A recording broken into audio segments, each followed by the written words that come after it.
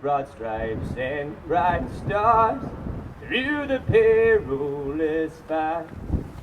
O'er the ramparts we watch, we're so gallantly streaming. Also, let us remember those who gave their all in service. Comfort us, Lord, as we remember time spent in combat or support units, whether overseas or here in the United States. We gather today to honor the men and women who have worn our nation's uniform. More importantly, we join together in ranks to thank them for their service and devotion to duty. More than 28,000 Tennessee National Guard soldiers and airmen have deployed since 9/11, including the 500 who are currently deployed today. More than 26 million veterans are alive today in the United States. We know them as our fathers, our mothers, brothers, sisters, and neighbors. They represent the finest men and women America has to offer, and for most of their time in uniform represents a defining moment in their lives. We're here today to recognize the service and sacrifice of the men and women who have served this great nation so that we and others around the globe can live free of oppression and enjoy the many freedoms that we all take for granted. We can never truly repay the debt of gratitude that our veterans so richly deserve, but we can recognize and honor them by our words, but more importantly, by our actions.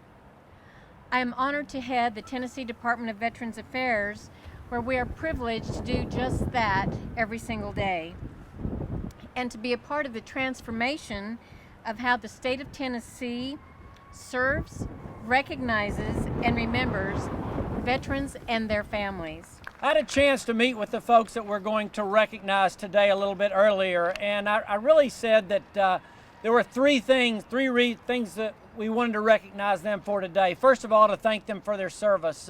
Each of them is a tremendous employee of the state of Tennessee, and so I look at them as people who have served in two different ways, and so we're very, very grateful for them.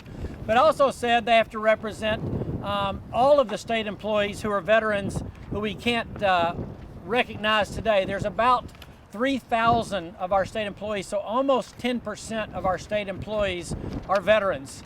And I've asked if they would picture, representing about 800 people each as they strode up here. But they also, in a bigger role, represent all those veterans who are currently living in Tennessee. There's about 6.5 million Tennesseans, and about, again, a little bit less than 10%, about 550,000 of those are in veterans. And if you count if you count their family members, it goes up to about 1.5 million. So they're also representing, again, about 10% of our state, as well as 10% of the state employee body who are veterans. I'm really glad that we represent a state that is called the volunteer state for good reason. We have been known as that for 200, if my math is right, about 201 years. And we continue to live up to that today. And so it's an honor to recognize the men and women of state government, but really, again, to think about the over 500,000 currently living Tennesseans who have served our country. Chris Christensen is currently an assistant commissioner with the Tennessee Department of Transportation. He has served in various roles over his course of 46 years with TDOT. John Small is currently working as a correctional officer at the DeBerry Special Needs Facility. Prior to his current position, Staff Sergeant Small retired from the United States Army after serving his country for more than 23 years on active duty. I'm pleased to recognize one of our state employees at the Department of Environment and Conservation, Jim Payne. Jim currently works for TDEC as our IT help desk supervisor. He's been a state employee for over 25 years, the last 16 of which at TDEC. Chief Warrant Officer Payne has served in the Tennessee National Guard for 27 years and transferred to the Army Reserve in October 2012. While working for the state, he has been deployed 4 different times to Iraq and Afghanistan with over 41 months of service in those 4 deployments. This song I'm gonna play for you is a real hard one to get through. I, like so many of our other veterans, wasn't just injured in combat. I fight an unseen enemy here at home. Post-traumatic stress is something that can account for a lot of the suicides, I believe, that we're having amongst our veterans. 22 a day.